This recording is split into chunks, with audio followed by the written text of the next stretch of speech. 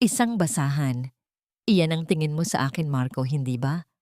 Habang nilalamon mo ang tamis ng iyong kabit sa ating sariling kama, nakakulong ako sa dilim, nilalamig at uhaw sa katarungan. Akala mo ay nakuha mo na ang lahat, ngunit hindi mo alam na ang babaeng itinuring mong basura ang siyang may-ari ng mundong kinatatayuan mo. Ngayong gabi, tapos na ang pagtitiis. Panoorin mo kung paano ko wawasakin ang iyong imperyo nang walang bakas ng luha sa aking mga mata. Handa ka na bang mawala ang lahat? Dito ka nararapat, Clarice, sa gitna ng dumi at dilim, dahil iyan lang ang halaga mo sa buhay ko. Ang tinig ni Marco ay tila isang matalim na balisong na humiwa sa katahimikan ng gabi. Walang bahid ng pag-aalinlangan ang kaniyang tono at mas lalong walang bakas ng habag. Sa harap ng pintuan ng maliit at madilim na imbakan sa ilalim ng hagdan, nakatayo ang lalaking pinag-ukulan ko ng 5 taon ng aking buhay, ng aking dangal at ng aking pinakaiingatang lihim. Dahan-dahang nawalan ng lakas ang aking mga daliri. Ang bitbit kong baunan na naglalaman ng kaniyang paboritong adobo na 4 na oras kong maingat na niluto para sa aming ika-5 anibersaryo ay unti-unting dumulas mula sa aking pagkakahawak. Walang malakas na ingay ang nalikha ng tumama ito sa semento, ngunit para sa akin, ang bawat butil ng kanin na nangalat sa maduming sahig ay tila mga piraso ng aking puso na tuluyan ng nadurog. Marco, pakiusap. Anibersaryo natin ngayon. Bakit mo ito ginagawa sa akin? Ang aking tinig ay tila isang marahang bulong na lamang, gumaralgal sa tindi ng sakit na hindi ko na kayang ipaliwanag. Isang mapang-uyam na tawa ang sumagot sa aking pagsamo. Hindi ito nanggaling kay Marco, kundi sa babaeng nakasandal sa kaniyang balikat. Si Bella. Suot niya ang isang pulang bestida na tila nang uuyam sa aking kapaguran. Ang kaniyang mga daliri na may maayos na manicure ay marahang humahaplos sa dibdib ng aking asawa. Anniversary? Oh darling, Marco is celebrating his anniversary of freedom from a boring, poor and useless wife like you, sabi ni Bella habang humihikab ng may halong pangungutya. Huwag ka nang magdrama, Clarice. Masyado nang gasgas ang mga linyang yan. Mula sa likuran nila, lumitaw ang mukha ni Doña Aurora, ang aking biyenan. Hawak niya ang kaniyang mamahaling abaniko, tila diring-diri sa hangin na aking hinihinga. Magpasalamat ka pa nga at hinayaan ka naming manatili sa bahay na ito sa loob ng 5 taon. Isang pulubi na pinulot sa kalsada, binigyan ng pangalan at pinakain. Utang na loob mo sa amin ang bawat butil ng kanin na isinusubo mo. Ngayon, matuto kang lumugar. Naramdaman ko ang panunuyo ng aking lalamunan. Ang bawat salita nila ay tila mga hagupit ng latigo sa aking buong pagkatao. Tumingin ako kay Marco, naghahanap ng kahit katiting na anino ng lalaking pinangakuan ko ng katapatan sa harap ng dambana. Ngunit ang nakita ko lamang ay isang estranghero, isang mapagmataas na negosyante na ang tingin sa kaniyang asawa ay isang basahang tapos nang gamitin at handa ng itapon. Pasok! Utos ni Marco. Ang kaniyang kamay ay marahas na tumulak sa aking balikat. Dahil sa biglaang puwersa, napasubsob ako sa malamig at maalikabok na sahig ng maliit na silid. Ang amoy ng amag at kalumaan ay agad na bumalot sa aking pandama. Ito ang lugar kung saan itinatago ang mga gamit na wala ng silbi, ang mga bagay na nakalimutan na ng panahon. At sa sandaling ito, batid kong isa na ako sa kanila.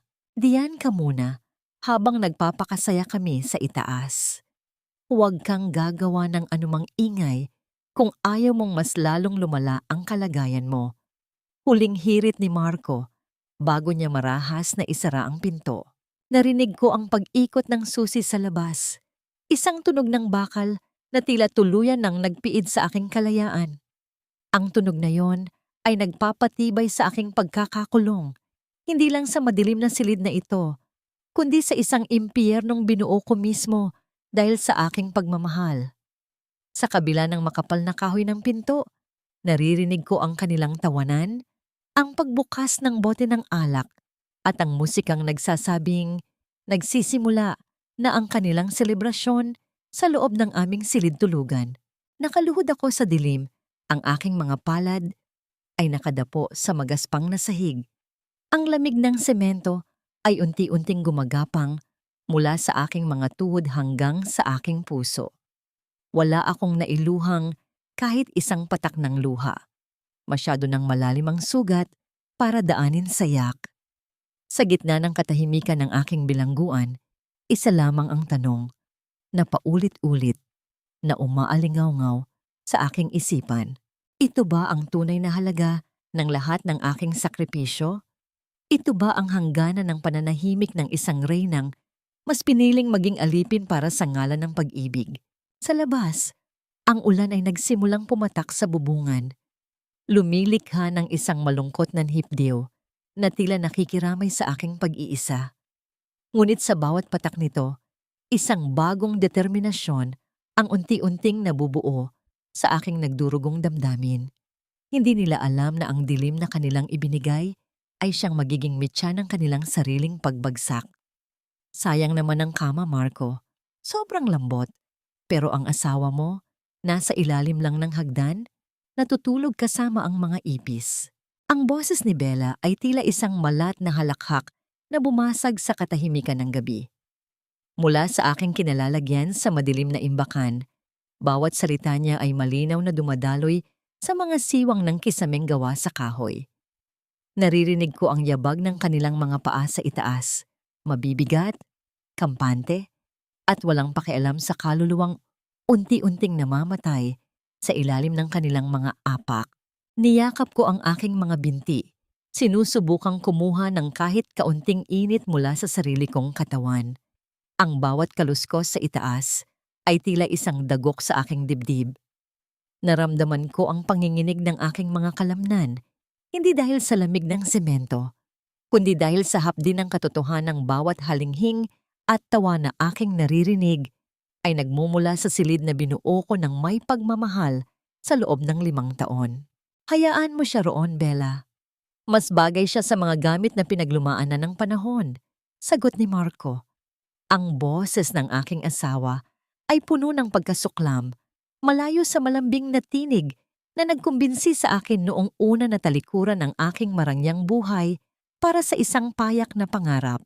Hinawakan ko ang aking lalamunan na tila may nakabara ritong tinik. Ang bawat hininga ko ay mabigat. Bawat tibok ng puso ay tila isang paalala ng aking katangahan. Paanong ang isang babaeng may kakayahang bumili ng buong lungsod ay nauwi sa isang sulok na puno ng amag, nakikinig sa pagtataksil ng lalaking itinuring niyang mundo? Maya-maya pa, narinig ko ang pagpihit ng susi sa pinto ng aking kulungan. Hindi ito si Marco. Ang mabigat at mayabang na hakbang ay pagmamay-ari ni Doña Aurora. Ang sinag ng ilaw mula sa labas ay pansamantalang nakasilaw sa akin, ngunit sapat na iyon para makita ko ang kanyang mukhang puno ng pandidiri. Nasaan ang itinatago mong pera, Clarice? Diretsahang tanong niya habang kinakalkal ang aking maliit na bag na naiwan sa sahig. Wala na po akong pera, ma. Ibinigay ko na ang lahat para sa pambayad ng kuryente at tubig nung nakaraang buwan. Mahina kong tugon. Ang aking boses ay halos pabulong dahil sa tuyong lalamunan. Isang malakas na sampal ang dumapo sa aking pisngi. Ang sakit ay hindi lamang sa balat, kundi bumaon hanggang sa aking buto. Huwag mo akong maging mama. Isang hamak na katulong ka lang na pinakasalan ng anak ko dahil sa awa. Alam kong may itinatago ka pang alkansya. Ibigay mo sa akin. Kung hindi ay ipapakain ko sa aso ang huling piraso ng tinapay na narito. Marahas niyang hinablot ang isang maliit na laket na nakasabit sa aking leeg. Ang tanging alaala mula sa aking yumaong ama. Sa harap ng aking mga mata, walang pakundangan niyang binuksan ito at nang makitang wala itong ginto, ay itinapon niya ito sa tumpok ng mga maduming basahan. Wala kang kwenta, katulad ng mga magulang mong iniwan kang pulubi. Muling pang-uuyam niya bago marahas na isara ang pinto. Muling ibinalot ang aking mundo sa ganap na kadiliman. Naiwan akong nakadapa sa sahig. Ang aking kamay ay pilit na kinakapa ang locket sa gitna ng dumi. Doon, sa gitna ng kawalan ng pag-asa, naramdaman ko ang isang bagay na matigas at mainit sa loob ng aking bulsa, ang aking lihim na telepono. Isang munting kislap ng liwanag ang lumabas mula sa screen, sapat na upang mabasa ang isang mensaheng kanina pa naghihintay. Madam Clarice, nakahanda na ang lahat. Isang hudyat mo lang at mawawala sa kanila ang lahat ng hiram na karangyaan. Kailan tayo magsisimula? Naramdaman ko ang unti-unting pagtigas ng aking puso. Ang luhang kanina pa gustong kumawala ay natuyo na sa puot. Hinawakan ko ng mahigpit ang telepono. Ang aking mga kuko ay bumaon sa aking palad hanggang sa makaramdam ako ng kaunting sakit. Isang sakit na nagpapaalala sa akin na buhay pa ako at ang Clarice na kanilang inapi ay handa nang bumangon.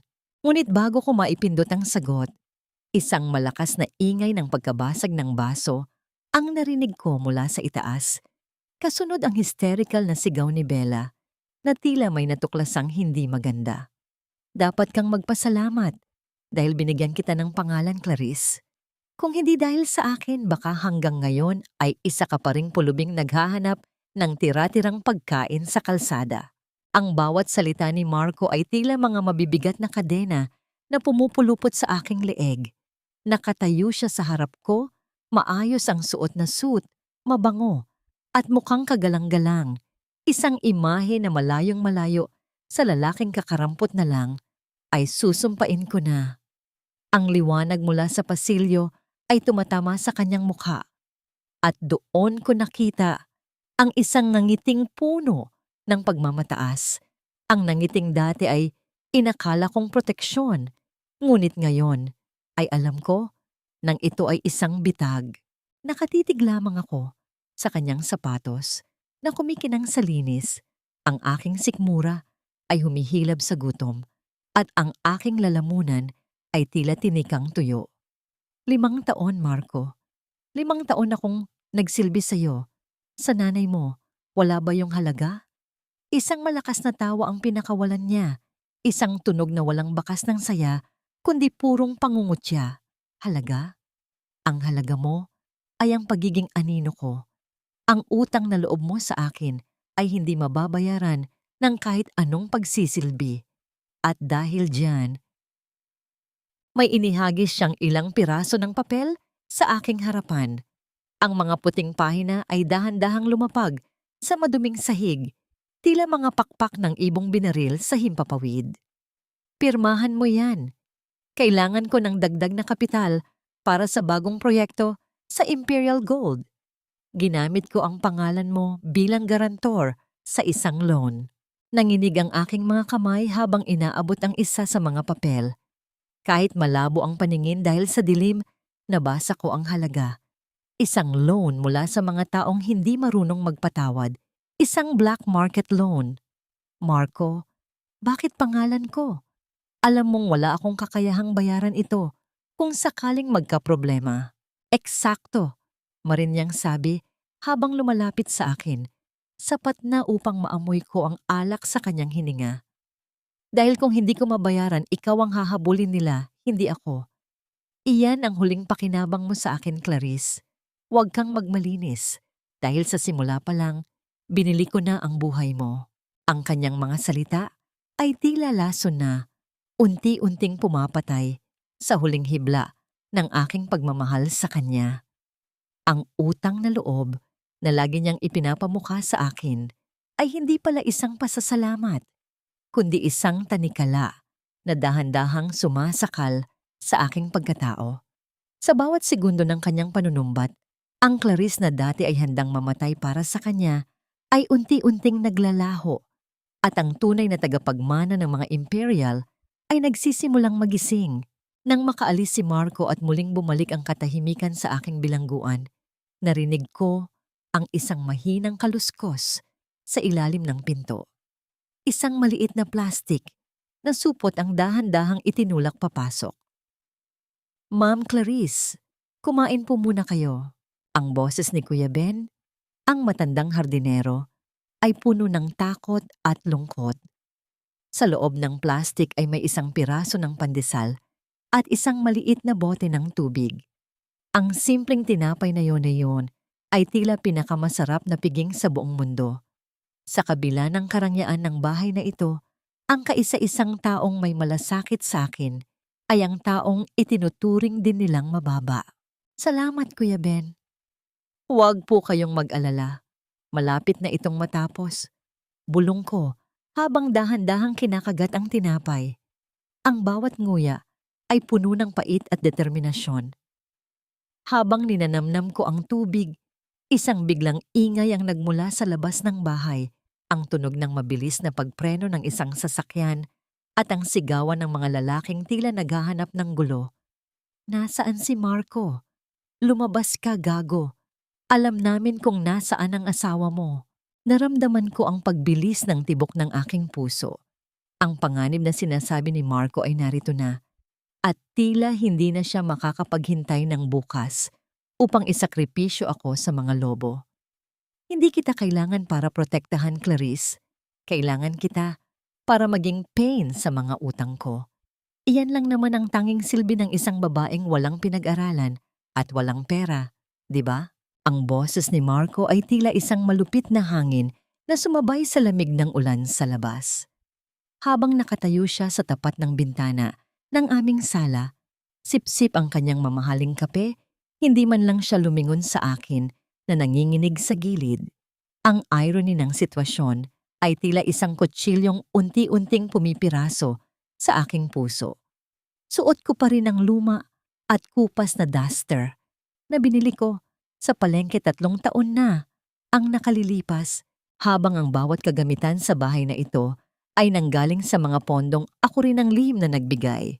Naramdaman ko ang bawat butil ng tubig na dumadaloy mula sa aking basang buhok patungo sa aking likuran. Kakamit ko lang makabalik mula sa isang lihim na pagtatagpo sa kanto ng aming subdivision. Ang aking mga paa ay puno ng putik at ang aking mga kamay ay tila yelo sa tindi ng ginaw. Ngunit sa ilalim ng aking basang damit, malapit sa aking dibdib, ay naroon ang isang sobrang selyado ng ginto. Ang simbolo ng aking tunay na pagkakakilanlan.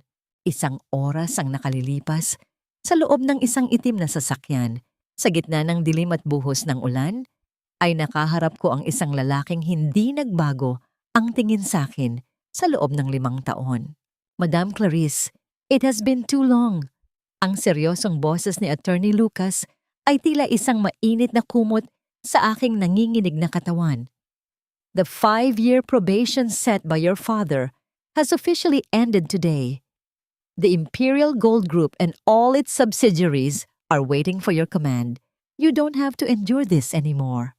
Tiningnan ko ang aking mga palad na puno ng kalyo mula sa paglalaba ng mga damit ni Marco at ng kanyang ina. Attorney, gusto kong malaman, totoo bang mahal niya ako noon? Ngumiti ng mapait ang matandang abogado.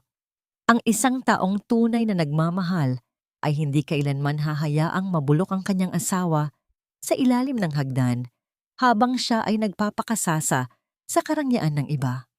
Madam, the beast has shown his true colors. It's time for the queen to reclaim her throne. Pagbalik ko sa kasalukuyan, muling nagsalita si Marco na tila lalong nagpapasidhi sa aking determinasyon. Bukas, isasama kita sa dinner meeting kasama ang mga potential partners ko mula sa Imperial Gold. Magsuot ka ng maayos, kahit iyong pinakamahal mong damit na mukhang basahan. Kailangan kong ipakita sa kanila na kahit gaano ako kayaman, hindi ko kinalilimutan ang charity ko sa bahay. Naramdaman ko ang pag-akyat ng pait sa aking lalamunan. Ang bawat salita niya ay tila isang selyo na nagpapatibay sa kanyang sariling hatol. Ang aking mga mata ay nanatiling nakapako sa sahig, tinitingnan ng putik na dahan-dahang natutuyo, tulad ng aking nararamdaman para sa kanya. Ang dati ay nag-aapoy na pag-ibig ay isa na lamang abong malamig at wala ng buhay. Sa gitna ng gabi, habang mahimbing ang tulog ni Marco sa itaas, marahil ay nananaginip ng mga bilyon-bilyong pisong kikitain niya mula sa Imperial Gold, ay dahan-dahan kong nilabas ang sobre mula sa aking tago-tagong lagayan. Sa loob ng madilim na imbakan na naging tahanan ko sa nakalipas na mga araw, ang kislap ng aking telepono ay tila isang munting bituin sa gitna ng kawalan. Binuksan ko ang isang dokumento na ipinadala ni Attorney Lucas. Isang listahan ito ng mga bank accounts at mga proyektong kasalukuyang nagbibigay ng buhay sa kumpanya ni Marco. Ang bawat kumpas ng aking daliri sa screen ay tila isang dambuhalang alon na nakahandang lumamon sa lahat ng kanyang pinaghirapan. Kung ang dilim ang ibinigay mo sa akin, Marco, ibabalik ko sa iyo ang kawalan. Bulong ko sa hangin. Dahan-dahan kong pinindot ang execute sa huling command ng dokumento. Isang simpleng aksyon, ngunit ang epekto nito ay sapat na upang gumuho ang mundong kanyang kinatatayuan sa loob lamang ng ilang oras.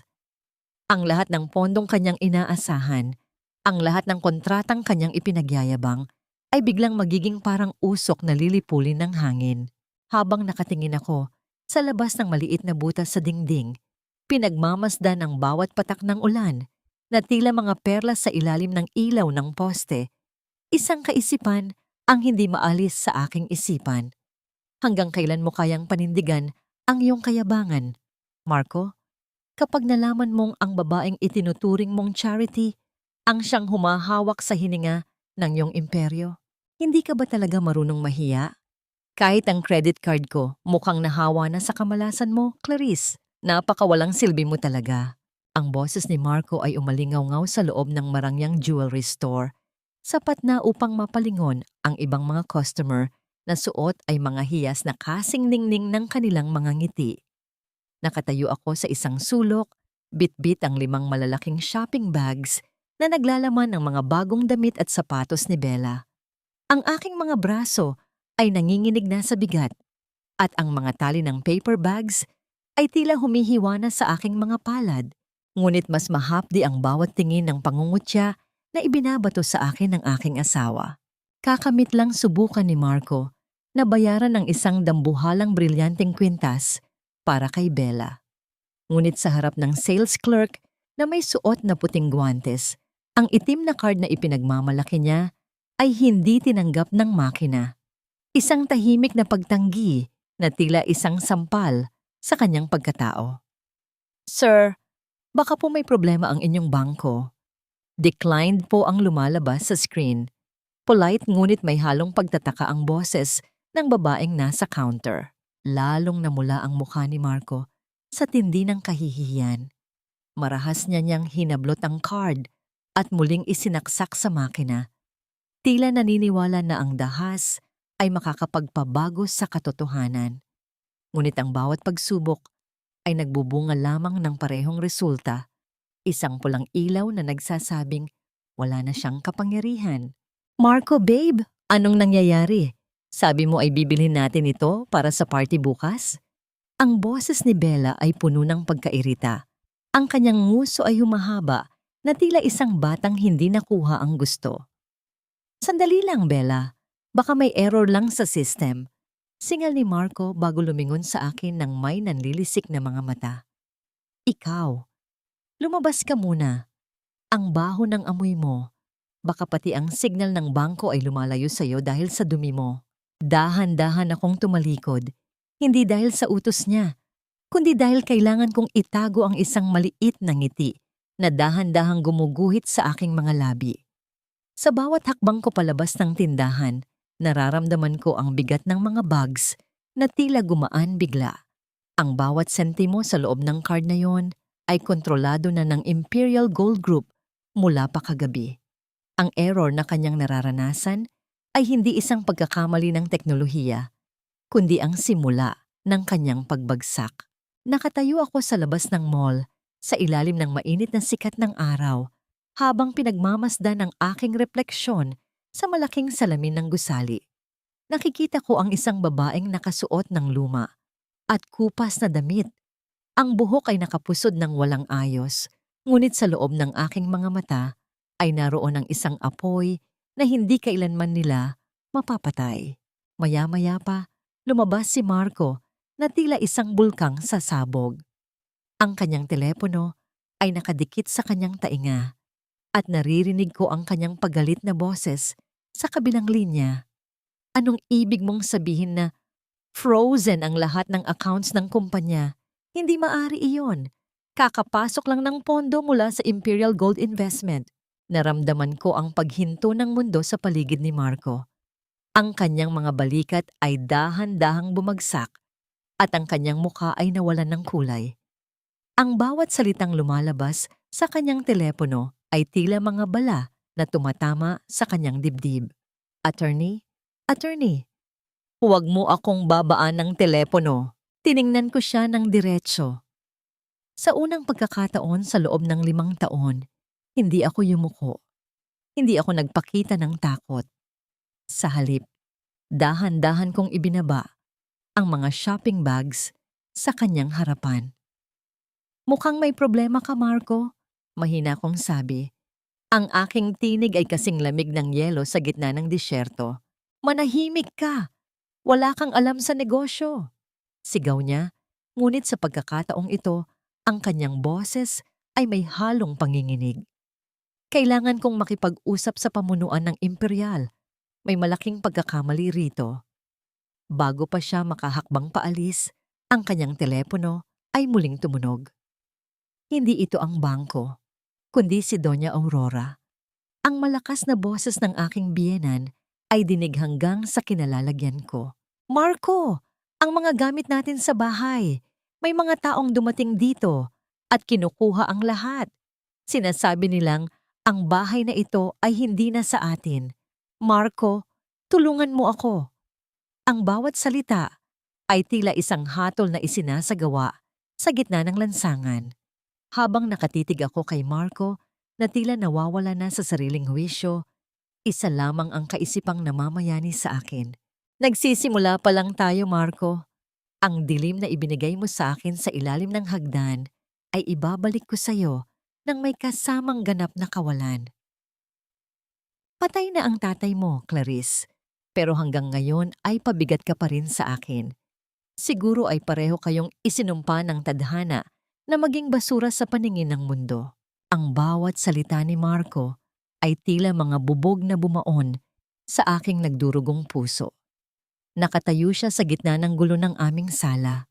Mga gamit na nakabalot sa plastik, mga kabinet na walang laman, at ang bango ng aming tahanan na unti-unting napapalitan ng amoy ng alikabok at pagkabulok.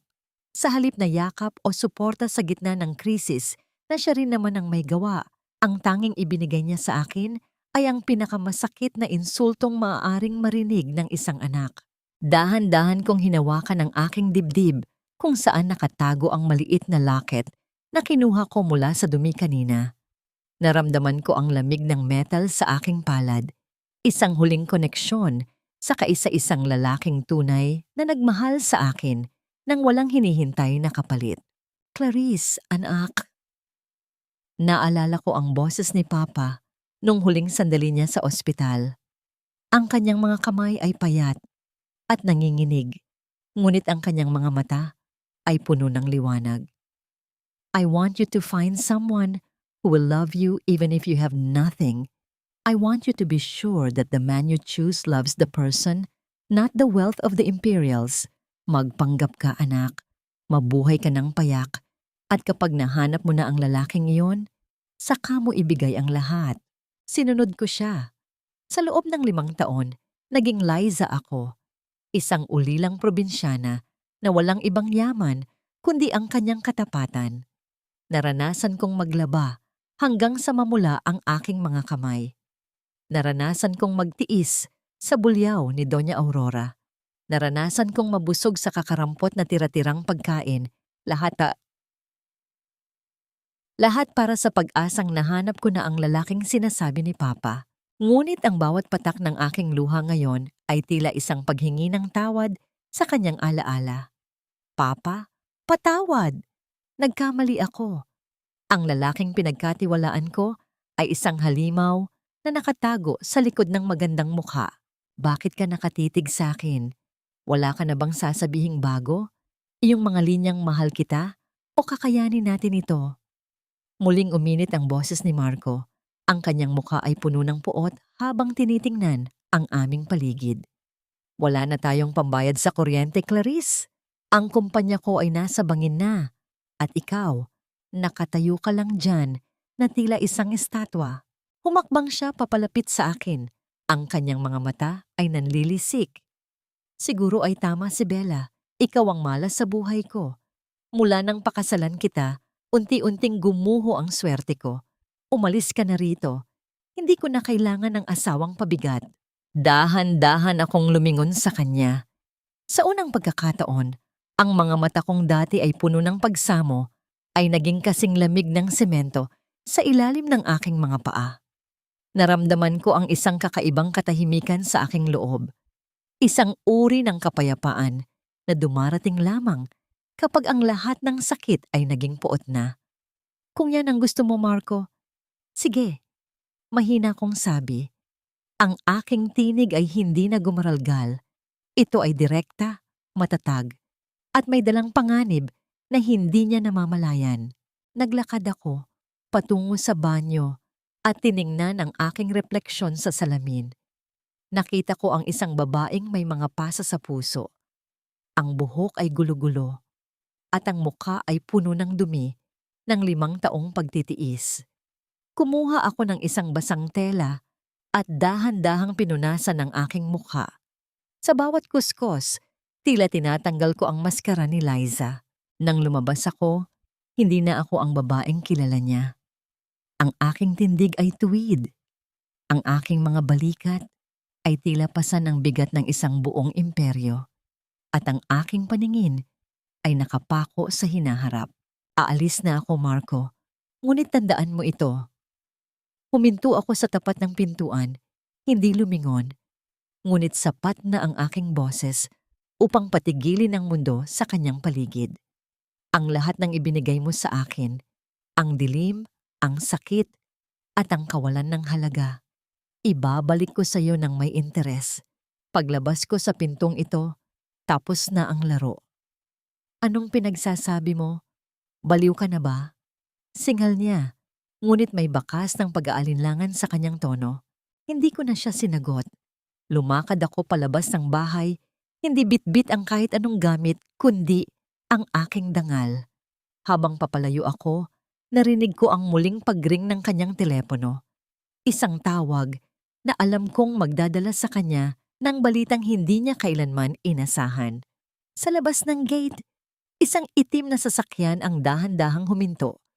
Isang lalaking nakasuit ang bumaba at yumuko sa aking harapan. Madam Clarice, the helicopter is ready. The board of directors is waiting for the real queen of the Imperial Gold Group. Tuminggala ako sa langit.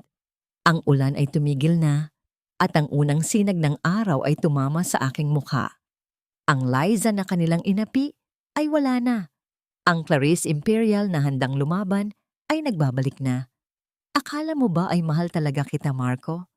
Huwag kang magpatawa. Ang pag-ibig ay para lang sa mga taong may pambayad ng bills. At ngayon, wala ka na kahit 5. Ang boses ni Bella ay wala na ang tamis, na dati ay tila pulot-pukyutan sa pandinig ni Marco.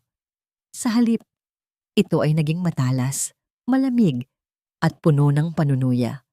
Nakatayo siya sa gitna ng kanilang kwarto, ang silid, kung saan ipinagpalit ni Marco ang kaniyang dangal, habang mabilis na isinisilid ang kaniyang mga mamahaling bag at alahas sa isang malaking maleta. Ang marahang tunog ng paghila ng zipper ay tila isang huling hudyat ng pagwawakas ng kanilang ugnayan. Nakatayo si Marco sa pintuan, gusot ang kaniyang suit, magulo ang buhok, at ang kaniyang mga mata ay puno ng pagkabigla. Bella, anong sinasabi mo? Magkasama tayo sa hirap at ginhawa, di ba? May pinagsamahan tayo. Isang malakas na halakhak ang isinagot ni Bella habang isinusukat ang isang gintong relo na kinuha niya mula sa drawer ni Marco. Hirap? Marco, hindi ako pinalaki para makipagsapalaran sa hirap. Ang pinagsamahan na sinasabi mo ay binayaran mo ng mga luhang galing sa asawa mo. At ngayong tuyo na ang balon ng pera mo, wala na rin ang dahilan para manatili ako. Naramdaman ni Marco ang tila pagguho ng kanyang mundo. Ang babaeng inakala niyang kanyang tunay na ligaya ay isa lamang palang mapanirang anino na naglaho ng mamatay ang liwanag ng kanyang yaman. Ang bawat pangako, bawat halik, at bawat pagsasakripisyo niya sa kanyang pamilya para rito ay tila naging isang malaking biro na siya mismo ang nagsulat. Hindi ka maaaring umalis, Bella. Ikaw ang dahilan kung bakit nawala sa akin si Clarice. Ikaw ang nagtulak sa akin na itapon ang lahat. Sigaw ni Marco. Ang kaniyang boses ay gumaralgal sa tindi ng pagsisisi na nagsisimulang bumara sa kaniyang lalamunan. Kasalanan ko ba kung masyado kang tanga? Lumingon si Bella ng may mapait na ngiti. Sadyang mahina ka lang, Marco.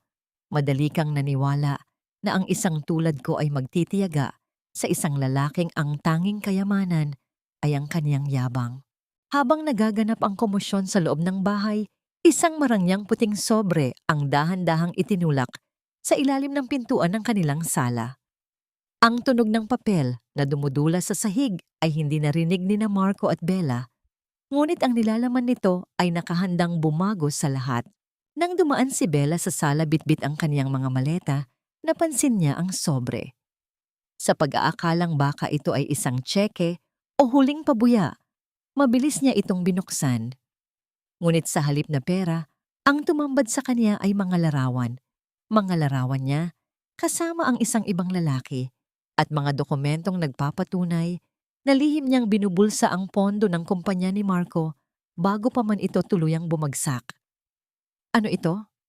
Ang panginginig ng boses ni Bella ay hindi na maikakaila. Mula sa labas ng bahay, naririnig ang tunog ng papalapit na sasakyan ng mga pulis. Ang asul at pulang ilaw ay nagsimulang tumama sa mga bintana. Tao tanmot kung kan Hongluan niyang day kong li. Marco, Bella. Ang tinig ni Kuya Ben ay narinig mula sa garden. Hawak niya ang kaniyang telepono at sa kabilang linya ay ang kaisa-isang taong nag-utos ng lahat ng ito. Narinig ni Marco ang isang pamilyar na boses mula sa loudspeaker ng telepono ni Kuya Ben. Ang boses na dati ay puno ng pagsamo, ngunit ngayon ay tila isang dambuhalang alon na humahampas sa kaniyang pagkatao. Ang maskara ay para lamang sa mga taong takot sa katotohanan, Marco. Ngayong wala na ang maskara ni Bella, handa ka na bang harapin ang katotohanang ikaw na lang ang natitira sa gitna ng iyong pagkawasak? Ang tinig ni Clarice ay malamig, matatag, at walang bahid ng pag-aalinlangan. Habang pinapanood ni Marco ang pagposas ng mga pulis kay Bella dahil sa kasong estafa at pagnanakaw, naramdaman niya ang isang matinding paninikip ng dibdib. Napatingin siya sa bakanting sulok sa ilalim ng hagdan, ang lugar kung saan niya itinatago ang kaniyang asawa. Doon, sa gitna ng alikabok, ay nakita niya ang isang pirasong tela mula sa duster ni Clarice. Doon lamang siya tuluyang bumagsak sa kanyang mga tuhod. Ang bawat patak ng kanyang luha ay tila humihingi ng tawad sa bawat segundo ng paghihirap na ibinigay niya sa kaisa-isang babaeng tunay na nagmahal sa kanya. Ngunit ang gabi ay nanatiling madilim at ang tanging sagot sa kaniyang mga hikbi ay ang malamig na hangin ng kaniyang sariling kawalan. Hindi na kailanman muling yuyuko ang aking ulo para sa isang taong ang tanging yaman ay ang kanyang panlilinlang. Ang mga salitang ito ay tahimik na namutawi sa aking mga labi habang nakatitig ako sa dambuhalang pintuang ginto ng Imperial Estate. Ang amoy ng mga sariwang lili at ang halimuyak ng mamahaling pabango ay dahan-dahang pumapalit sa amoy ng alikabok at amag na nanahan sa aking balat sa loob ng 5 taon. Ang bawat hakbang ko sa ibabaw ng malambot at pulang alpombra ay tila isang pagkilala sa aking pagbabalik. Isang pagbabalik na hindi na bilang isang aliping nagmamahal, kundi bilang isang reynang handang mamuno. Welcome home, Madam Clarice. Sabay-sabay na bati ng mga kasambahay na nakahilera sa malawak na pasilyo. Ang kanilang pagyuko ay hindi puno ng takot, kundi ng tunay na paggalang para sa huling tagapagmana ng mga imperial. Tumuloy ako sa aking silid. Isang silid na mas malaki pa sa buong bahay ni Marco. Dahan-dahan kong hinubad ang aking kupas na duster. Ang huling ebidensya ng aking pagtitiis bilang si Liza. Hinayaan ko itong lumapag sa sahig. Isang tumpok ng basahan na wala ng puwang sa aking bagong buhay. Pumasok ako sa malawak na paliguan. Hinayaang dumaloy ang mainit na tubig sa aking katawan. Sa bawat patak nito, tila tinatanggal ang bawat bakas ng hapdi ng sampal ni Doña Aurora, ang bawat lamig ng silid sa ilalim ng hagdan at ang bawat lason ng mga salita ni Marco. Nang harapin ko ang malaking salamin, pagkatapos ng aking pag-aayos, isang ibang babae ang tumingin pabalik sa akin.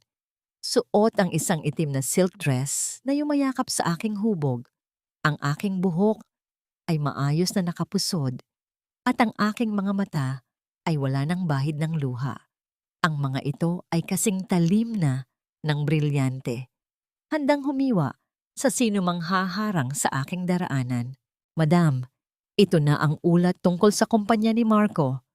Ang boses ni Attorney Lucas ay narinig mula sa pintuan. Inabot niya sa akin ang isang makapal na folder. He is desperate. Sinubukan niyang tawagan ang lahat ng board members, ngunit walang sino mang gustong makipag-usap sa kanya. Alam na ng lahat na ang Imperial Gold ay hindi na maglalabas ng kahit isang sentimo para sa kanya. Umupo ako sa aking silyang gawa sa leather, dahan-dahang nilalagay ang aking kanang binti sa ibabaw ng kaliwa. Ang kapangyarihan ay isang kakaibang pakiramdam. Ito ay tahimik, ngunit nakakabingi. Attorney, tell me, how does he look? Tanong ko habang pinaglalaruan ng isang fountain pen na ginto. He looks broken, madam. Ngunit ang kanyang yabang ay naroon pa rin. Naniniwala pa rin siya na magagawa niyang ayusin ang lahat kapag nakausap niya ang misteryosong may-ari ng Imperial. Sagot ng abogado ng may tipid na ngiti.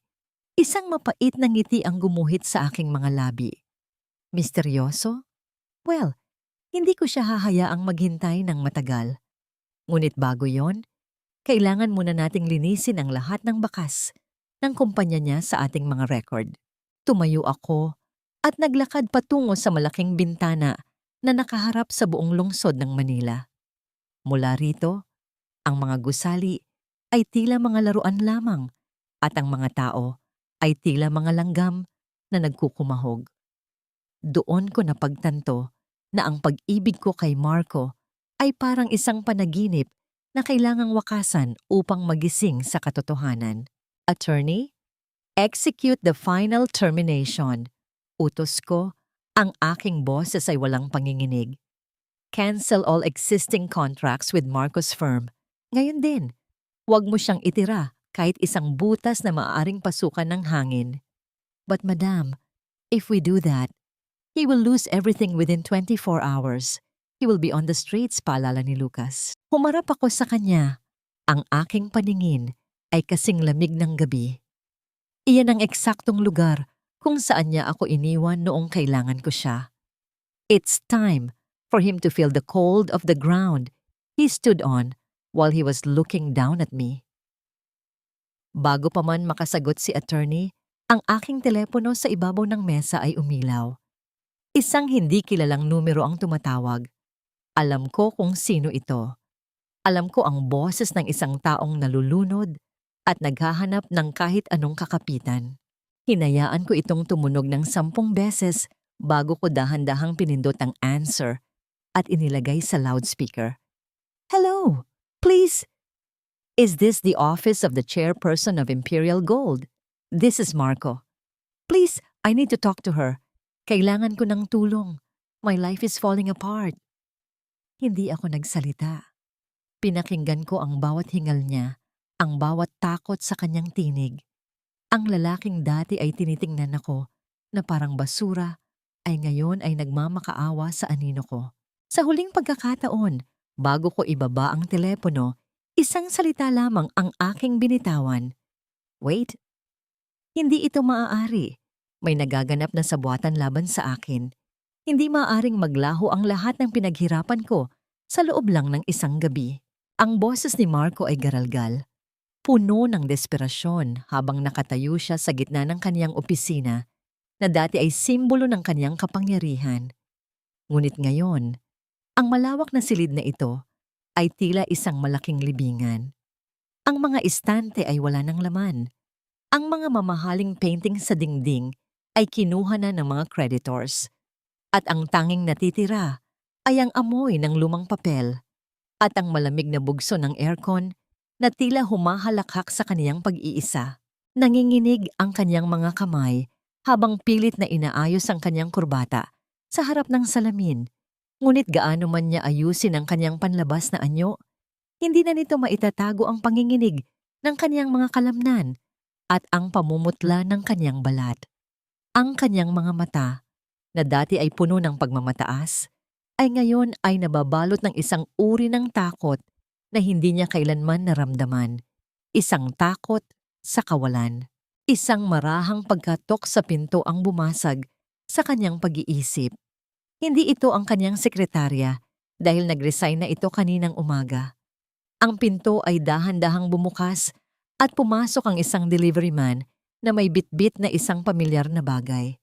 "Sir, may nagpapabigay po nito. Para raw po sa inyo, mula sa isang taong hindi nakakalimot," sabi ng lalaki. Bago mabilis na lumabas, iniwan ang isang luma at kalawanging hop dungkom sa ibabaw ng mesa ni Marco. Napatitig si Marco sa bagay na yon. Ang bawat hibla ng kaniyang katawan ay tila nanigas. Ito ang hop dungkom na niluto ni Clarice para sa kanilang anibersaryo. Ang bagay na kaniyang sinipa at minaliit.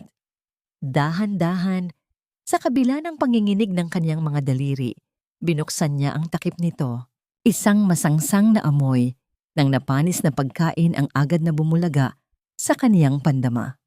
Ang adobo na maingat na inihanda ni Clarice ay naging simbolo na ngayon ng kaniyang nabulok na buhay. Ngunit hindi ang pagkain ang nakakuha ng kaniyang atensyon, kundi ang isang maliit na piraso ng papel na nakapatong sa gitna. Masarap ba ang lasa ng pagsisisi, Marco? Ang dilim na ibinigay mo sa akin ay iniluto ko na para maging huling hapunan mo. Clarice. Bulong ni Marco, ang kaniyang tinig ay tila isang hiling na hindi nadiringgin ng langit. Hindi ito maaari. Isang hamak na babae lang siya. Wala siyang pera. Wala siyang kapangyarihan. Ngunit sa bawat saglit na lumilipas, ang mga piraso ng puzzle ay nagsisimulang mabuo sa kanyang isipan.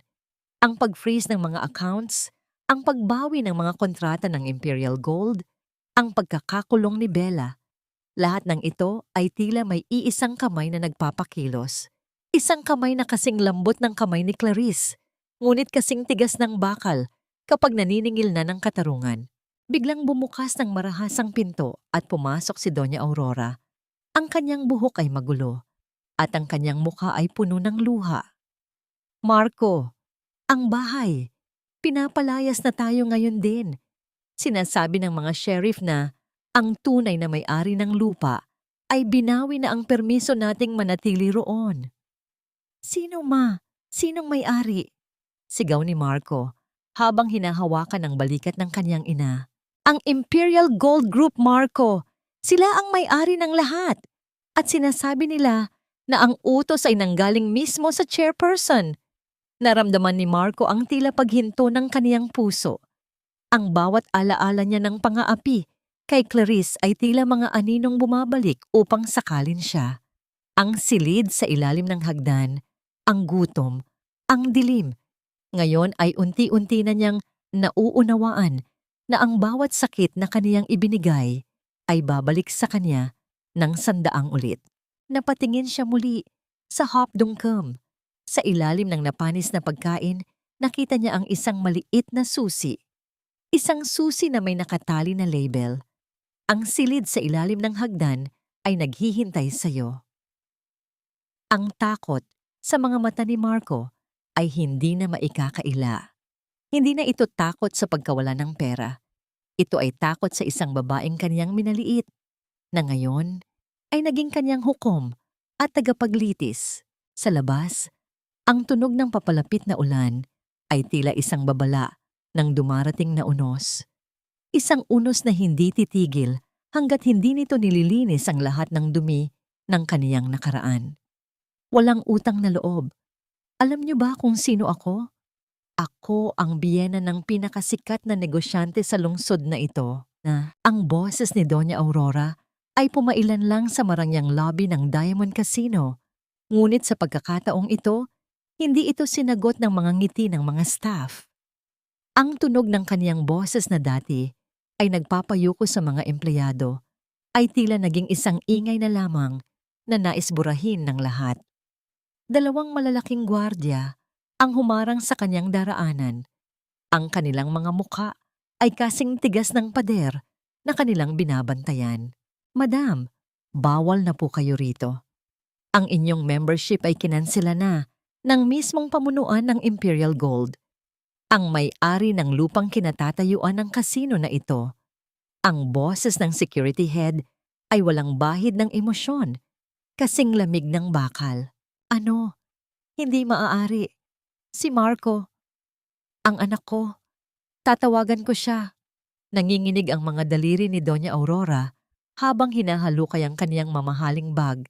Ngunit sa tindi ng kaba, ang kaniyang telepono ay dumulas at bumagsak sa makintab na sahig. Walang sino man ang nagtangkang pulutin ito para sa kanya. Sa halip, ang mga taong dati ay nakikipag-unahan sa pagbati sa kanya ay dahan-dahang lumalayo. Ang kanilang mga bulong ay tila mga tibo na bumabaon sa kaniyang balat.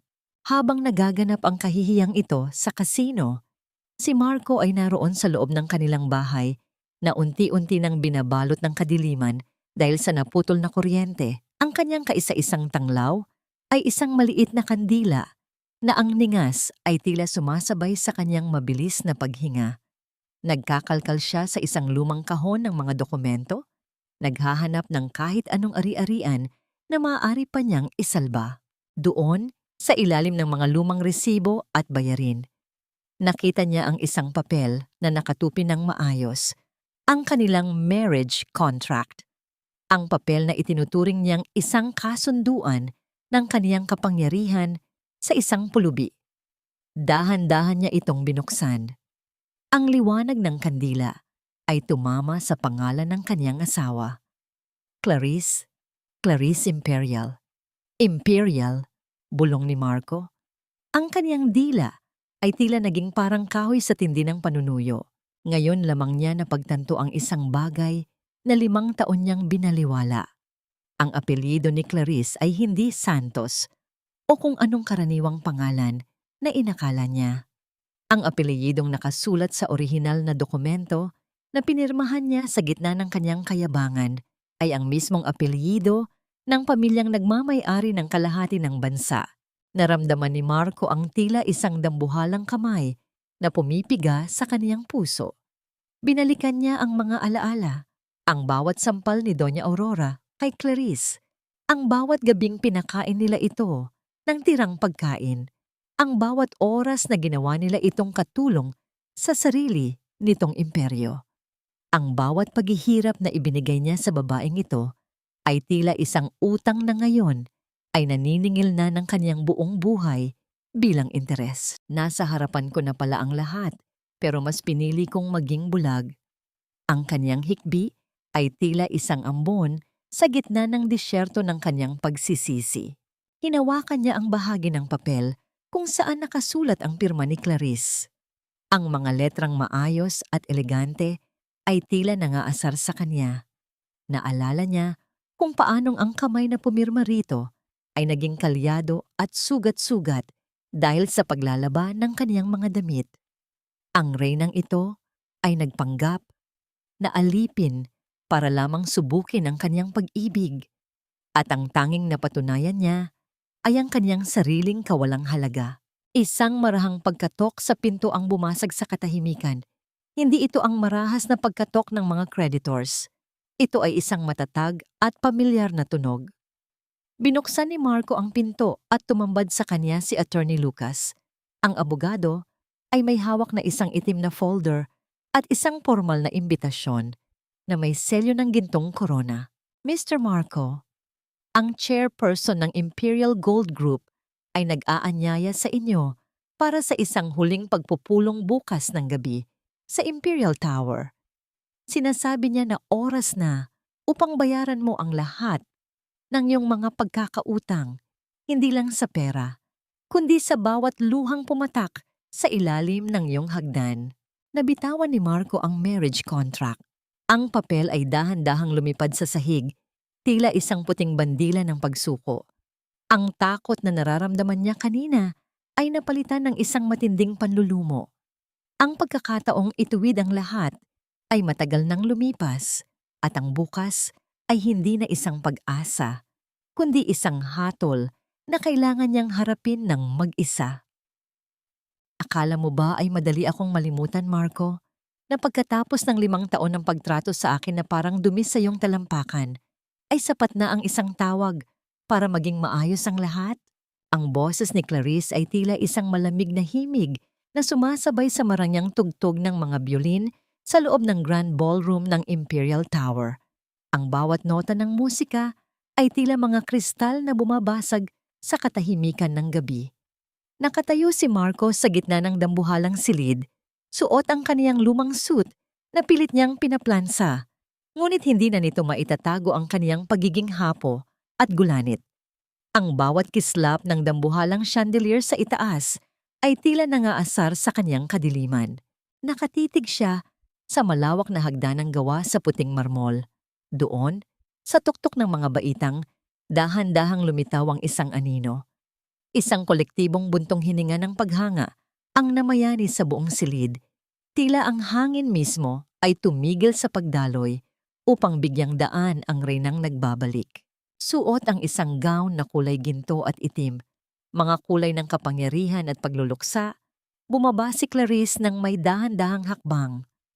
Ang tunog ng kanyang takong sa marmol ay tila isang martilyo na nagpapatibay sa bawat sentensya ng kanyang tagumpay. Wala na ang Liza na may magaspang na kamay at nakatundong balikat. Ang nasa harap ng lahat ay si Clarice Imperial, ang babaeng may hawak sa kapalaran ng bawat negosyante sa silid na yon. Lisa, ang bulong ni Marco ay halos hindi narinig, ngunit sapat na yon upang mapalingon ang ilang mga panauhin. Dahan-dahang huminto si Clarice. Sa huling baitang, ilang di pa lamang ang layo mula sa kaniyang asawa. Tiningnan niya si Marco, hindi nang may galit, kundi nang may nakakabinging kawalan ng pakiramdam. Ang kaniyang mga mata ay tila 2 lawan ng yelo na walang balak matunaw. Sino ang tinatawag mong Liza, Mr. Rivera? Ang kaniyang boses, bagaman mahina, ay umalingaw-ngaw sa buong ballroom dahil sa biglaang paghinto ng musika. Ang babaeng iyon ay matagal na ninyong pinatay sa loob ng madilim na imbakan sa ilalim ng inyong hagdan. Naramdaman ni Marco ang tila paghinto ng kanyang paghinga. Ang kahihiyang kanyang nararamdaman ay mas masakit pa sa bawat sampal na natanggap niya sa buhay. Ang lahat ng mga matang nakatingin sa kanya ay tila mga hukom na handang magbigay ng hatol. Clarice, patawarin mo ako. Hindi ko alam. Kailangan ko ng tulong mo. Ang kanyang pagsamo ay puno ng desperasyon. Ang kanyang mga tuhod ay tila bibigay na sa bigat ng kanyang kasalanan. Isang mapait at eleganteng ngiti ang gumuhit sa mga labi ni Clarice. Dahan-dahan niyang inayos ang kanyang brilyanteng hikaw, ang mismong tainga kung saan lagi siyang binubulyawan ni Doña Aurora noon. Ang bawat galaw niya ay puno ng grasya, isang sining ng paghihiganting, hindi nangangailangan ng dahas. Ang tulong ay ibinibigay sa mga taong karapat-dapat, Mr. Rivera. At sa pagkakaalam ko, ang huling tulong na ibinigay ko sa iyo ay ang 5 taon ng aking buhay na sinayang mo, sabi ni Clarice habang dahan-dahang lumalakad palapit sa kanya. Ngayong gabi, ang tanging sayaw na makukuha mo sa akin ay ang panunood sa iyong sariling pagbagsak. Sa gilid ng ballroom, lumitaw si Bella, na ngayon ay suot na ang orange na uniforme ng bilangguan habang binabantayan ng dalawang pulis para sa isang huling confrontation bago dalhin sa kulungan. Ang kaniyang mukha ay wala ng bahid ng ganda, kundi purong takot at pagsisisi. Ang pagtatagpo ng kanilang mga mata ni Marco ay tila isang huling kumpas ng isang trahedya. Humarap muli si Clarice sa mga panauhin. Itinaas ang kaniyang baso ng champagne na tila nagpapanukala ng isang toast. Sa gabing ito, ipinagdiriwang natin ang katotohanan. Dahil ang ginto, gaano man ibaon sa dumi, ay mananatiling ginto. At ang basura, gaano man bihisa ng sutla, ay mananatiling basura. Tinalikuran ni Clarice si Marco ng walang lingon-likod. Ang bawat hakbang niya palayo ay tila isang pintong nagsasara sa buhay ng lalaki. Naiwan si Marco sa gitna ng maliwanag na ballroom, ngunit ang kanyang nararamdaman ay ang pinakamadilim na gabi na kanyang naranasan. Isang dilim na mas matindi pa sa silid sa ilalim ng hagdan. Sa huling sandali, bago matapos ang gabi, isang munting papel ang iniabot ng isang waiter kay Marco. Ang sulat ay maikli, ngunit ang bawat titik ay tila isang balisong na bumaon sa kaniyang kaluluwa. Ang huling sayaw ay tapos na, ngunit ang iyong pagbabayad, nagsisimula pa lamang. Binigyan ka ng 5 taon para patunayan na karapat-dapat kang maging bahagi ng pamilyang imperial, Marco. Ngunit mas pinili mong maging hari ng isang mundong binuo sa kasinungalingan. Ang boses ni Attorney Lucas ay tila isang matalim na hatol na umalingaw-ngaw sa loob ng maliit at madilim na opisina kung saan ipinatawag si Marco pagkatapos ng gabi ng pagdiriwang. Nakaupo si Marco sa isang silyang kahoy na naglalangit-ngit sa bawat galaw niya. Isang matinding kaibahan sa marangyang upuan na kaniyang kinalakhan.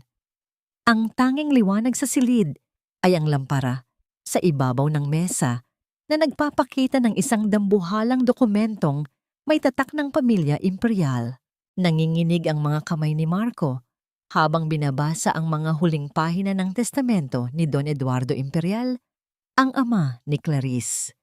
Ang bawat salitang nakasulat sa itim na tinta ay tila mga tibo na bumabaon sa kanyang pandama. Ang aking kaisa-isang anak na si Clarice ay tatanggap ng kanyang buong mana sa isang kondisyon. Kailangan niyang mamuhay ng payak sa loob ng 5 taon bilang isang ordinaryong asawa. Kung sa loob ng panahong ito ay mananatiling tapat at mapagmahal ang lalaking kaniyang pinakasalan sa kabila ng kaniyang kahirapan, ang lalaking iyon ang magiging katuwang niya sa pamumuno ng Imperial Gold Group. Nabitawan ni Marco ang dokumento. Ang tunog ng papel na lumapag sa mesa ay tila isang dambuhalang pagsabog sa kaniyang pandinig. Ibig sabihin, ang boses ni Marco ay halos hindi lumabas sa kaniyang lalamunan. Ibig sabihin, kung naging mabuti lang akong asawa, kung hindi ko siya sinaktan, ako sana ang namumuno ngayon sa tabi niya.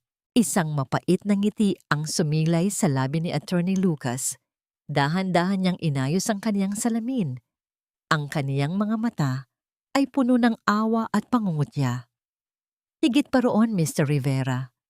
Ang lahat ng pondong ginamit mo sa iyong kumpanya noong unang 2 taon ay nanggaling sa allowance ni Madame Clarice na lihim niyang ibinibigay sa iyo sa pamamagitan ng mga kunwaring investments. Inakala mong magaling kang negosyante, ngunit ang totoo, pinapakain ka lang ng asawang itinuturing mong pabigat. Naramdaman ni Marco ang tila paghinto ng kaniyang puso. Ang katotohanan ay mas nakakabulag pa kaysa sa anumang liwanag.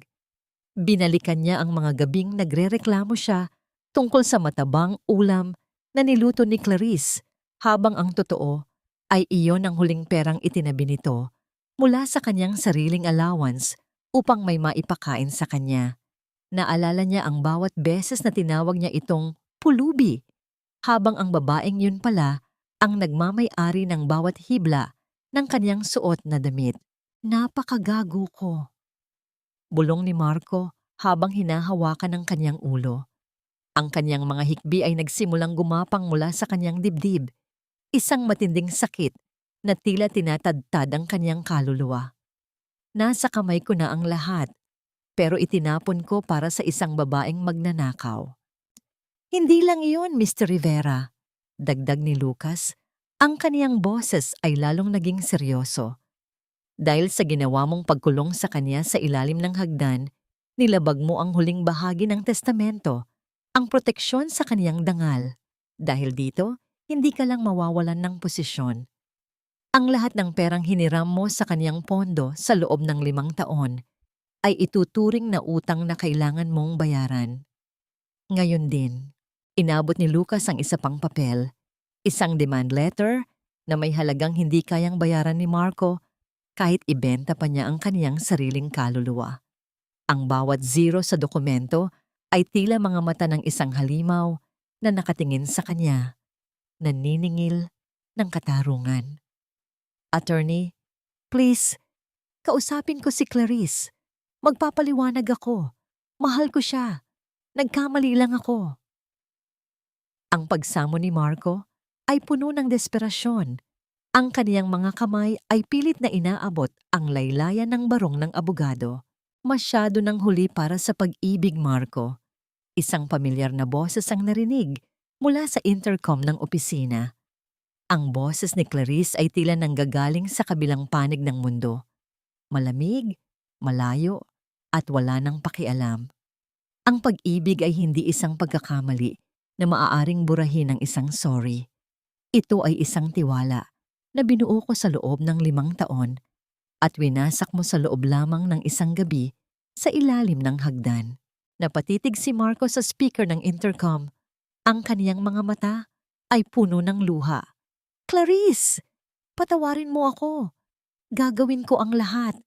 Magiging katulong mo ako. Pagsilbihan kita. Huwag mo lang akong iwan sa ganito. Ipinaranas mo sa akin ang dilim, Marco. Ngayon, hayaan mong ang dilim ng iyong sariling mga desisyon ang bumalot sa iyo. Ang huling salita ni Clarice ay sinundan ng isang mahabang tunog ng pagkaputol ng linya. Naiwan si Marco na nakaluhod sa sahig. Ang kanyang mga palad ay nakadapo sa malamig na marmol. Ang kanyang sariling wedding ring, na dati ay itinuturing niyang isang simpleng accessory, ay dahan-dahang dumulas mula sa kanyang daliri dahil sa kanyang pagpayat sa tindi ng stress. Ang tunog ng gintong singsing na tumama sa sahig ay tila isang huling hudyat ng kanyang ganap na pagbagsak. Ang bawat sulok ng bahay na ito ay saksi sa aking pagluha, Marco. Ngayon, hayaan nating ito ang maging saksi sa iyong pagbabayad. Ang boses ni Clarice ay tila isang malamig na bulong na humahaplos sa mga dingding ng lumang mansyon. Ang bahay na dati ay puno ng mapait na alaala ay binili niya muli. Hindi upang manirahan, kundi upang gawing isang dambuhalang monumento ng katarungan. Nakatayo siya sa gitna ng sala, suot ang isang puting gown na tila isang anghel ng kamatayan, habang pinagmamasdan ang bawat alikabok na sumasayaw sa sinag ng hapon. Nakatayo sa kanyang harapan si Marco. Wala na ang kanyang kurbata, gusot ang kanyang polo, at ang kanyang mga mata ay lubog na dahil sa puyat at gutom. Ang lalaking dati ay tila isang hari sa bahay na ito, ay ngayon ay tila isang magnanakaw na naghihintay ng hatol. Clarice, thank you for meeting me. Please, kailangan ko ang pirma mo sa restructuring ng loan ko. Ikaw lang ang makakapigil sa pagsampa ng kaso laban sa akin. Ang boses ni Marco ay nanginginig. Ang kanyang mga kamay ay pilit na pinagsasama, tila nagdarasal. Dahan-dahang lumakad si Clarice patungo sa direksyon ng hagdan. Ang bawat tunog ng kanyang takong sa sahig na kahoy ay tila isang tibok ng pusong puno ng galit. Huminto siya sa tapat ng maliit at madilim na pinto sa ilalim ng mga baitang, ang pinto ng kanyang dating bilangguan. Gusto mong isalba ko ang kumpanya mo, Marco? Gusto mong kalimutan ko ang lahat ng utang mo sa Imperial Gold? Tanong ni Clarice habang dahan-dahang hinahaplos ang magaspang na kahoy ng pinto. Yes, kahit ano Clarice, gagawin ko ang lahat. Mabilis na sagot ni Marco. May bakas ng pag-asa sa kaniyang mga mata. Lumingon si Clarice sa kanya. Isang misteryoso at eleganteng ngiti ang sumilay sa kanyang mga labi. Simple lang ang hiling ko. Manatili ka sa loob ng silid na ito, sa loob ng 7 araw. Walang kuryente, walang mamahaling pagkain, at walang bela na mag-aaliw sa'yo. Iparanas mo sa iyong sarili ang mundong ibinigay mo sa akin sa loob ng 5 taon. Napaatras si Marco. Ang kanyang mukha ay nawalan ng kulay. Tumingin siya sa madilim na sulok, ang lugar na itinuring niyang basura. Clarice, hindi mo maaaring gawin ito. It's inhuman. Inhuman? Isang maikling halakhak ang pinakawalan ni Clarice, ngunit ang kanyang mga mata ay nanatiling kasing lamig ng semento. Iyan din ang sinabi ko sa iyo noon, Marco. Noong nagmamakaawa ako para sa pagkain habang naririnig ko ang tawanan niyo sa itaas. Inhuman ang tawag mo rito ngayon dahil ikaw na ang nasa kinalalagyan ko. Dahan-dahang binuksan ni Clarice ang pinto. Ang amoy ng amag at taguan ng mga luma ay agad na lumabas, tila isang aninong nag-aanyaya. Ang bawat segundo sa loob ng silid na ito ay katumbas ng 1,000,000 pisong utang mo. 7 araw, Marco. 7 araw para sa 7 bilyong pisong mawawala sa iyo kapag tumanggi ka. Naramdaman ni Marco ang tindi ng paninikip ng kanyang dibdib. Ang pagpipilian niya ay hindi tungkol sa kanyang pride, kundi tungkol sa kanyang kaligtasan. Kung hindi niya ito gagawin, mabubulok siya sa totoong bilangguan sa loob ng maraming taon. Papapayag ako, bulong ni Marco. Ang kaniyang boses ay halos hindi marinig. Mabuti, sabi ni Clarice, habang iniaabot ang isang baso ng tubig at isang pirasong pandesal, ang mismong pagkaing ibinigay sa kanya ni Kuya Ben noon. Huwag kang mag-alala, Marco. Hindi ako katulad mo. Hahayaan kitang makahinga, ngunit hindi kita hahayaang makalimot. Habang dahan-dahang pumapasok si Marco sa madilim na silid, naramdaman niya ang malamig na hangin na tila humahalakhak sa kanyang paligid. Ang tunog ng pagsasara ng pinto ay tila isang huling hantungan.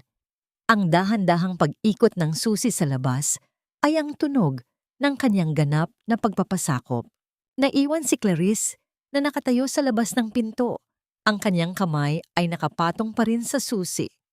Sa gitna ng katahimikan ng mansyon, naramdaman niya ang isang patak ng luha na gumapang sa kanyang pisngi. Hindi ito luha ng lungkot, kundi luha ng isang reynang sa wakas ay nahanap na ang kanyang kapayapaan sa gitna ng kanyang kapangyarihan. Ngunit ang katahimikan ay nabasag nang biglang tumunog ang kanyang telepono. Isang mensahe mula kay Attorney Lucas ang bumulaga sa kanya. Madam, may nakita kaming mga dokumentong hindi natin inaasahan. Ang pagkamatay ng inyong ama, mukhang may kinalaman ang pamilya Rivera higit sa inaakala natin. Hindi sapat ang 7 araw, Marco. Kahit habang buhay ka pang mabulok sa dilim, hindi na mababalik ng kahit anong pagsisisi mo ang buhay ng tatay ko. Ang tinig ni Clarice ay tumagos sa makapal na pinto ng imbakan, tila isang malamig na hangin galing sa kabilang mundo. Sa loob ng maliit na silid, nakaupo si Marco sa malamig na semento. Ang kaniyang mga tuhod ay nakayakap sa kaniyang dibdib. Ang kadiliman ay tila isang dambuhalang kumot na dahan-dahang sumasakal sa kaniya. Sa bawat segundo ng katahimikan, ang kaniyang sariling mga alaala ay nagiging mga aninong pilit siyang kinakaladkad pabalik sa kaniyang mga kasalanan. Naramdaman ni Marco ang magaspang na dingding. Doon, sa isang sulok, ay may nakapa ang kaniyang mga daliri. Mga guhit na tila itinalaga ng isang kuko sa semento. Isang tally mark. 1, 2, 3. Hanggang sa hindi na niya mabilang. Ito ang paraan ni Clarice upang bilangin ang mga araw ng kaniyang pagdurusa noon habang siya ay nagpapakasasa sa itaas. Ang bawat guhit ay tila isang sugat na bumubukas sa kanyang konsensya. Patawad, Clarice. Pakiusap. Ilabas mo na ako rito. Ang kaniyang pagsamo ay halos isang pabulong na hikbi na lamang. Ang kaniyang lalamunan ay tuyong-tuyo at ang bawat hininga niya ay may kasamang amoy ng alikabok at pagsisisi. Hindi ko alam ang tungkol sa tatay mo. Sumusumpa ako. Wala akong kinalaman sa nangyari kay Don Eduardo. Sa labas ng pinto, nakatayo si Clarice habang hawak ang isang lumang folder na may mga mantsa ng natuyong luha. Ang bawat pahina ay naglalaman ng katotohanang mas madilim pa sa silid na kinalalagyan ni Marco. Ayon sa investigasyon ni Attorney Lucas, ang kumpanya ni Marco ay hindi lamang lumago dahil sa swerte. Ang ama ni Marco, bago ito mamatay, ay ang siyang nagtaksil sa tiwala ni Don Eduardo Imperial. Ninakaw nito ang mga blueprint ng pinakamalaking proyekto ng Imperial Gold at ibinenta sa mga kaaway na naging sanhi ng pagkakaatake sa puso ng kaniyang ama. Nanginginig ang mga kamay ni Clarice habang binabasa ang liham ng pag-amin na itinago ni Doña Aurora sa loob ng maraming taon. Ang pamilya Rivera ay nabuhay sa dugo at pawis ng mga Imperial at ang kaniyang kasal kay Marco ay hindi isang tadhana, kundi isang planong binuo upang tuluyang ubusin ang natitirang yaman ng kaniyang pamilya. Hindi mo alam, Marco? Ang boses ni Clarice ay gumaralgal sa tindi ng pait. Ang bawat sentimong ipinakain mo sa akin, ang bawat damit na ibinigay mo, ay galing sa nakaw na yaman mula sa aking ama.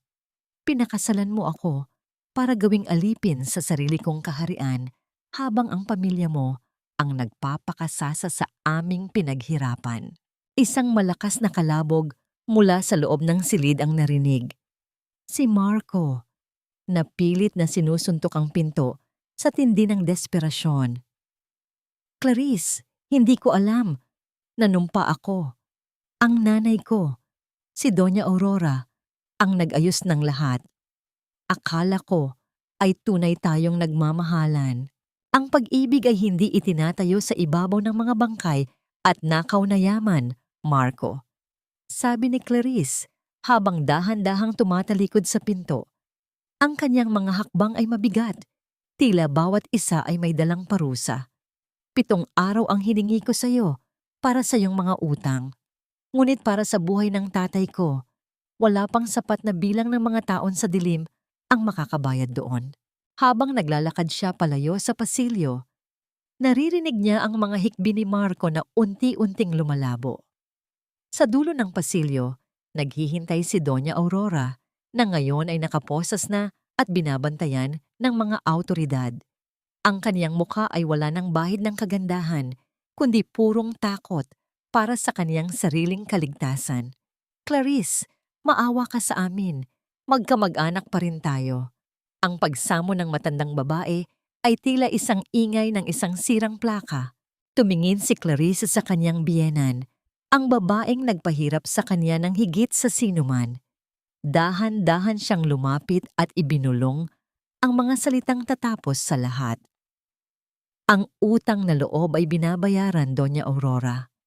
At ngayong gabi, ang pamilya Imperial ay tapos na sa paniningil. Sa labas ng mansyon, ang tunog ng sirena ng pulis ay nagsimulang lumayo. Bit-bit ang huling piraso ng kadilimang bumalot sa buhay ni Clarice. Ngunit sa kabila ng katarungang kaniyang nakamit, isang katanungan pa rin ang nananatili sa kaniyang isipan habang nakatingin siya sa bituin sa langit. Sapat na nga ba ang katarungan upang hilumin ang isang pusong 5 taong nanirahan sa dilim? Tapos na ang 7 araw, Marco. Ngayon, lumabas ka at harapin mo ang mundong ikaw mismo ang bumuo para sa iyong sarili. Ang tunog ng pag-ikot ng susi sa pintuan ng imbakan ay tila isang huling hudyat ng kamatayan para sa nakaraan. Dahan-dahang bumukas ang pinto at mula sa loob ng madilim na silid, isang anino ang dahan-dahang gumapang palabas. Hindi na ito ang Marco Rivera na may makisig na tindig at mapagmataas na tingin. Ang lalaking nasa harap ni Clarice ngayon ay isang gulanit na bersyon ng kanyang sarili. Madungis, lubog ang mga mata, at nanginginig ang bawat kalamnan. Nang tumama ang liwanag ng araw mula sa bintana sa kanyang mga mata, napapikit si Marco habang tinatakpan ng kanyang mukha. Ang bawat sinag ng liwanag ay tila isang parusa na hindi niya kayang tagalan. Clarice. Ang boses ni Marco ay tila isang gasgas na plaka, tuyo at walang buhay. Tapos na. Tapos na ba ang lahat? Nakatayo si Clarice sa kanyang harapan. Ang kanyang postura ay kasing tibay ng isang dambuhalang puno sa gitna ng unos. Inabot niya ang isang itim na folder kay Marco. Sa loob nito ay ang mga dokumentong tatapos sa lahat ng kaniyang hininga bilang isang negosyante at bilang isang asawa. Ito ang iyong kalayaan, Marco, malamig na sabi ni Clarice habang pinagmamasdan ang lalaking pilit na tumatayo. Ang divorce papers at ang decree of absolute bankruptcy. Mula sa sandaling ito, wala ka ng utang sa Imperial Gold, ngunit wala ka na ring pag-aari, kahit ang pangalang Rivera ay wala ng halaga sa lungsod na ito. Nanginginig ang mga daliri ni Marco habang hinahawakan ang mga papel. Ang bawat titik ay tila isang hatol mula sa langit. Wala na. Wala na ba talagang natira para sa akin? Ang natira sa'yo ay ang tanging bagay na ibinigay mo sa akin noon. Ang iyong sariling pagkatao sa gitna ng kawalan. Tugon ni Clarice. Dahan-dahan siyang lumapit. Sapat na upang maamoy ni Marco ang bango ng tagumpay at kapayapaan mula sa kaniyang asawa.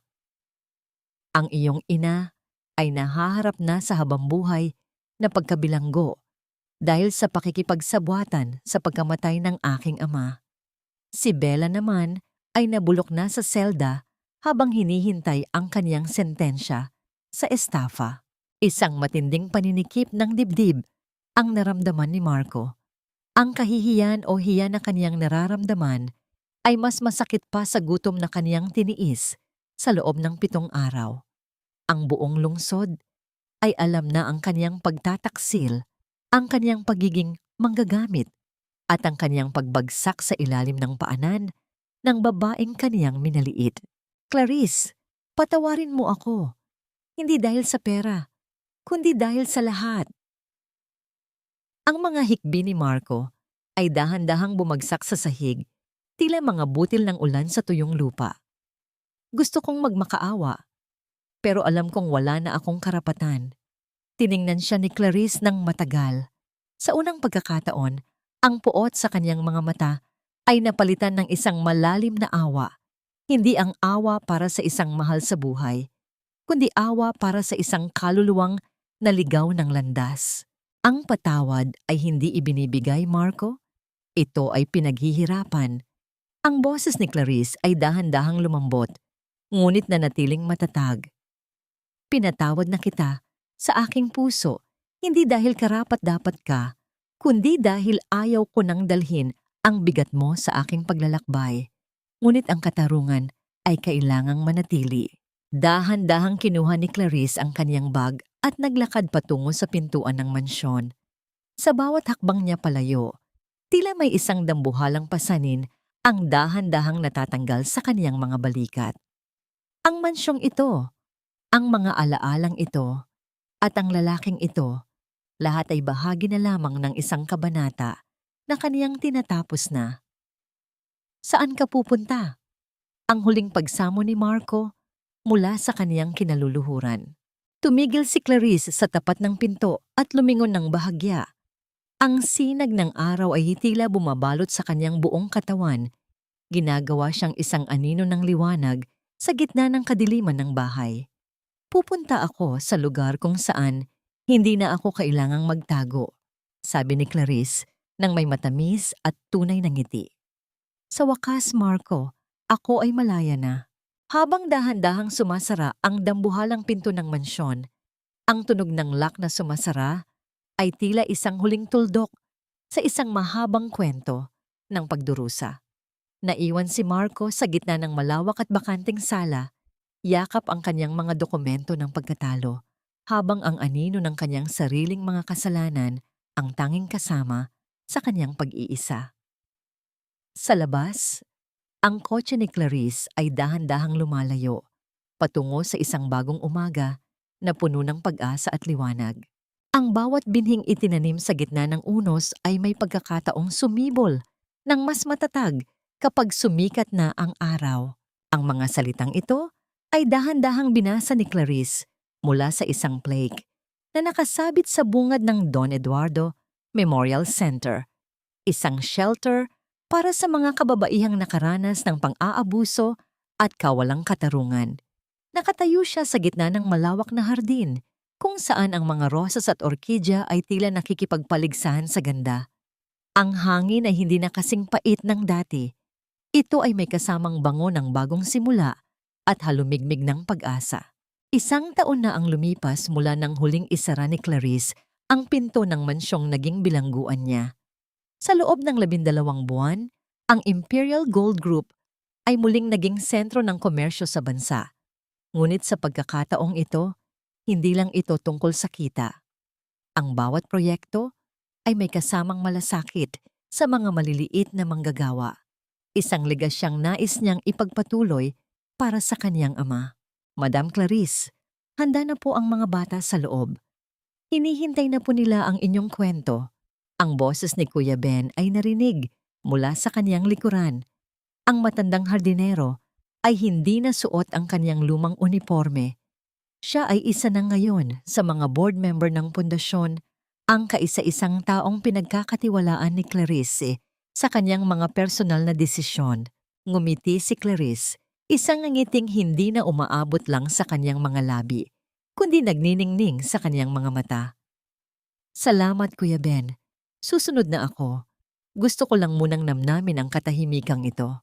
Dahan-dahang lumakad si Clarice patungo sa isang bench sa ilalim ng malaking puno ng nara. Doon, tiningnan niya ang kaniyang mga kamay. Wala na ang mga kalyo at sugat mula sa paglalaba ng mga damit ng ibang tao.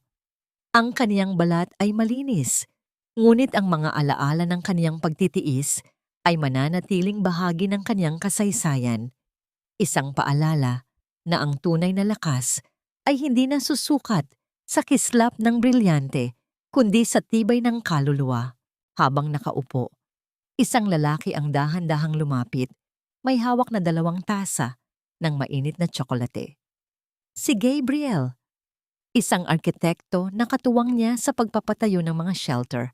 Isang lalaking nakakita sa kanya hindi bilang Madam Chairperson, kundi bilang isang babaeng may malalim na kwento. Masyadong malalim ang iniisip mo, Clarice. Baka malunod ka na riyan. Biro ni Gabriel habang dahan-dahang iniaabot ang tasa. Ang kaniyang boses ay seryoso ngunit may himig ng pag-aalaga. Ang uri ng boses na hindi kailanman naririnig ni Clarice mula kay Marco.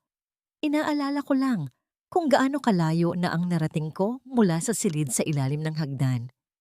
Mahinang sagot ni Clarice habang tinatanggap ang tasa. Ang init ng tsokolate ay tila dumadaloy sa kaniyang mga daliri patungo sa kaniyang puso. Ang silid na yon ay bahagi na lang ng iyong anino, Clarice.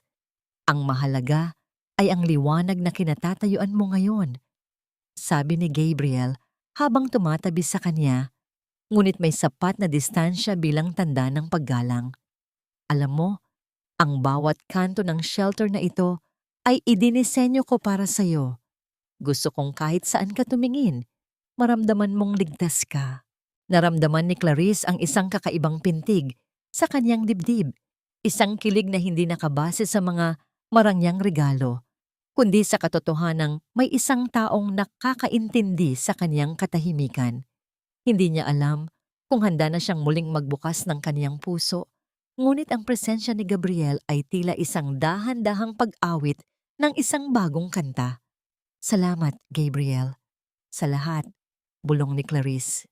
Bago pa man makasagot ang lalaki, isang maliit na bata ang tumakbo patungo sa kanila at yumakap sa binti ni Clarice. Ate Clarice! Ate Clarice! Tingnan mo po ang drawing ko. Isang reyna po na may hawak na bituin. Dahan-dahang binuhat ni Clarice ang bata. Ang kaniyang tawa ay umaling-aungaw sa buong hardin. Ito ang katarungang kaniyang hinahanap. Ang makitang ang kaniyang sakit ay nagbunga ng kaligayahan sa iba, habang papalubog ang araw, nagbibigay ng kulay kahel at lila sa langit. Alam ni Clarice na ang kaniyang paglalakbay ay hindi patapos. Ngunit sa pagkakataong ito, hindi na siya naglalakad sa dilim. Ang bawat hakbang niya ay may kasamang liwanag, at ang bawat hininga ay isang pasasalamat sa buhay na kaniyang muling binawi mula sa mga kamay ng tadhana. Sa malayo, ang tunog ng mga kampana ng simbahan ay tila isang pagbabasbas sa kaniyang bagong simula. Ang Liza ay tuluyan ng nagpahinga, at ang Clarice na nagbabalik ay handa ng harapin ang bukas ng may pag-ibig na walang takot. Ang pagpapatawad ay hindi isang tulay na nagbabalik sa atin sa nakaraan, kundi isang pintong nagpapalaya sa atin patungo sa hinaharap. Ang bulong na ito ni Clarice ay tila tinangay ng hanging dumaan sa pagitan ng mga dambuhalang puno sa sementeryo. Nakatayo siya sa harap ng puntod ng kaniyang ama, si Don Eduardo Imperial. Ang puting marmol ay kumikinang sa ilalim ng dahang paglubog ng araw, at ang mga sariwang bulaklak na kaniyang dala ay nagbibigay ng buhay sa gitna ng katahimikan ng mga alaala. Dahan-dahang yumuko si Clarice upang haplusin ang nakaukit na pangalan ng kaniyang ama. Papa, tapos na po ang lahat. Nabawi ko na ang dangal ng ating pamilya, at higit sa lahat, nahanap ko na ang sarili kong kapayapaan. Habang pabalik na siya sa kaniyang sasakyan, isang anino ang kaniyang napansin sa di kalayuan. Isang lalaking nakasuot ng simpleng uniporme ng isang tagapaglinis ng sementeryo. May hawak na walis at basahan, ang katawan ay payat, at ang mga balikat ay tila pasan ang bigat ng buong mundo. Hindi sana ito papansinin ni Clarice, ngunit ang paraan ng pagkilos ng lalaki ay tila pamilyar sa kaniyang gunita. Huminto si Clarice sa kaniyang paglalakad. Ang tunog ng tuyong dahon na nayapakan ng kaniyang takong ay naging hudyat upang lumingon ng lalaki. Si Marco. Nagtagpo ang kanilang mga mata sa gitna ng malamig na simoy ng hapon. Wala na ang kislap ng kayabangan sa mga mata ni Marco. Ang dati ay makinis niyang balat ay puno na ng marka ng pagod at init ng araw. Ang kanyang mga kamay, na dati ay tanging panulat at baso ng wine lamang ang hawak, ay ngayon ay kasing aspalto na ng sahig na kaniyang nililinis. Clarice! Ang boses ni Marco ay tila isang mahinang ihip ng hangin, puno ng gulat at matinding hiya. Agad siyang napayuko. Sinusubukang itago ang kanyang madungis na uniforme. Hindi ko alam na pupunta ka rito ngayon. Dahan-dahang lumapit si Clarice. Ang kanyang tindig ay matatag at puno ng grasya. Dito ka na ba nagtatrabaho, Marco? Tumango si Marco nang hindi tumitingala. Ito lang ang trabahong tumanggap sa akin pagkatapos ng lahat, pero ayos lang. Dito, sa gitna ng katahimikan, natututo akong makinig sa sarili kong konsensya. Ang bawat puntod na nililinis ko ay paalala na ang lahat ng yaman ay pansamantala lang. Naramdaman ni Clarice ang isang kurot sa kanyang puso, hindi dahil sa mahal pa niya ito, kundi dahil sa makapangyarihang karma na kanyang nakikita.